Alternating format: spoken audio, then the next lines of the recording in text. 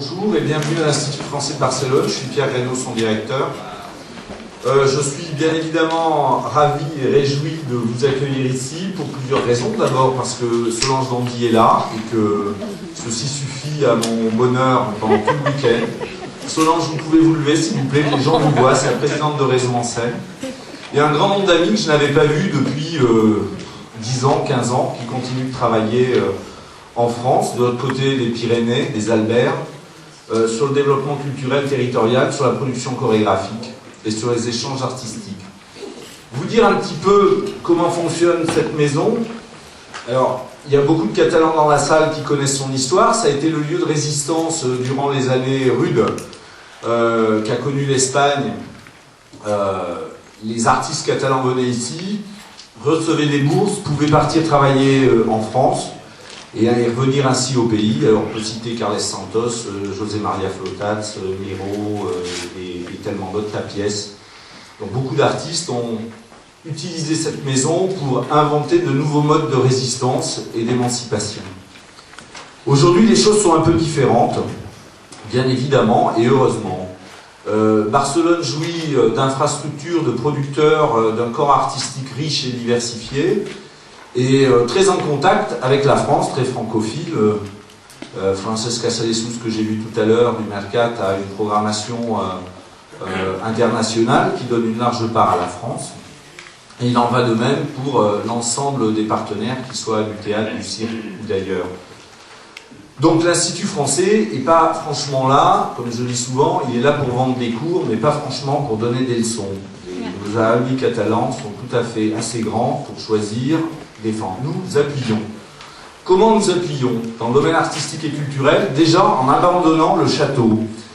L'appartement du directeur, qui a fait la gloire de mes prédécesseurs, de 500 mètres carrés, tout en haut de ce bâtiment, est aujourd'hui dédié aux résidences d'artistes, qu'ils viennent soit pour créer, soit pour écrire, soit pour présenter des œuvres, là aussi. Donc là, une compagnie québécoise, les 7 doigts de la main, va passer le mois de novembre ici, quasiment. Julien Bouffier, que j'ai aperçu, a vécu là quelques jours, voire quelques semaines. Donc c'est un lieu qui permet aux institutions catalanes de baser des artistes français et francophones, mais on ne vérifie pas les passeports, ici, et qui leur permet de travailler dans la durée sans affecter les budgets de production.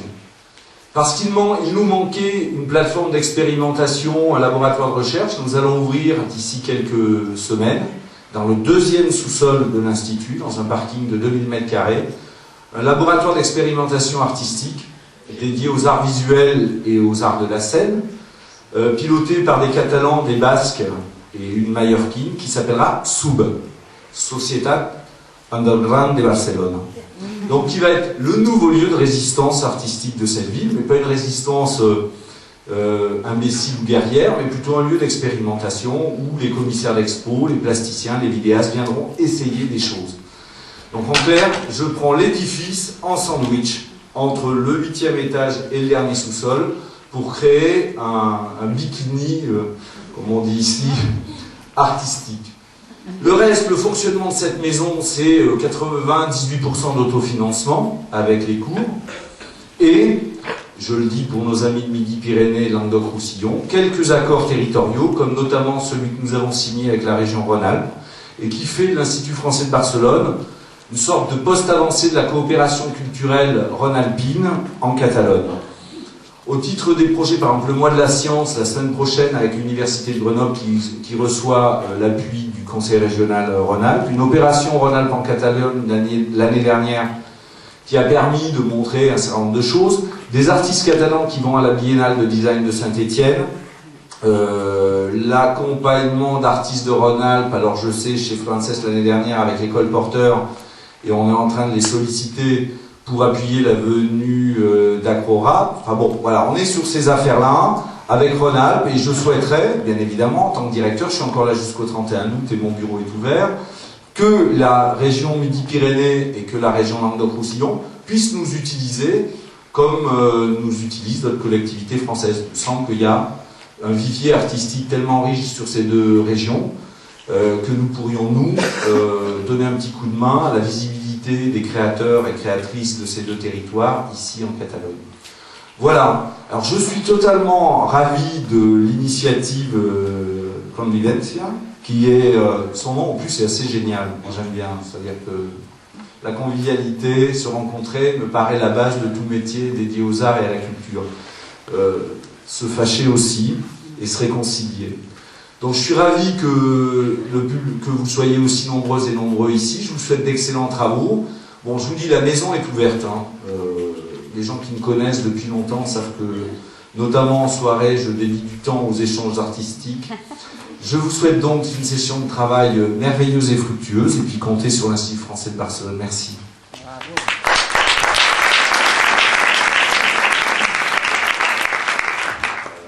Bon dia, bonjour, buenos días. Je vais parler catalan parce que je me sens plus à mon aise en parlant catalan parce qu'on l'a appris à l'école et en écoutant Georges Moustaki. Alors, on va continuer en catalan. Bon dia a tothom, doncs. Per mi, com no, un honor estar aquí com a director de l'ICIC, de l'Institut Català d'Indústries Culturals, institut que dona un suport important a la iniciativa de la plataforma Convivència a través de FUSIC. Per tant, celebrar aquesta iniciativa relacional, diria jo, entre quatre regions, Aragó, Midi-Pirinès, la Garrotxa i Catalunya, que s'han a tocar i, per tant, sembla lògic que les persones que estiguin a tocar s'acostin amb més facilitat que les que estan més lluny. D'altra banda, òbviament, agrair a l'Institut Francès de Barcelona la seva col·laboració, i no només la seva col·laboració, sinó la seva actitud proactiva envers la cultura en aquest país, i no només en aquest país, sinó des del seu punt de vista de discurs institucional. Òbviament, moltes institucions com aquestes farien falta perquè les coses progressessin com han de progressar. Des del nostre punt de vista, l'Institut Català d'Indústries Culturals no té una relació directa amb el món de la dansa, això és veritat. Nosaltres estem més focalitzats en l'audiovisual, en la música, en les arts escèniques i en el llibre. El que sí que és veritat, però, que tenim un departament de promoció internacional molt actiu en el camp no només en aquestes disciplines, diríem, artístiques i culturals, sinó també en el camp de la dansa, que òbviament és una de les arts escèniques amb més capacitat de viatjar arreu del món. Nosaltres creiem, òbviament, que una cultura local té sentit en el moment en què s'expressa en el seu mercat local, però també en el moment en què transcendeix fronteres enllà.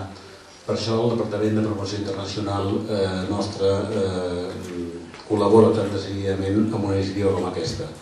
Deia abans que l'ICIC no té una relació directa en el suport al món de la dansa. Això en aquests moments és una competència del Consell Nacional de la Cultura i de les Arts.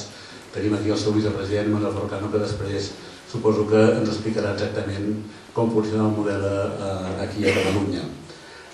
Aquestes jornades per mi són realment la possibilitat de posar en comú moltes experiències, moltes vivències, fer contactes i, òbviament, fer néixer projectes nous pel futur.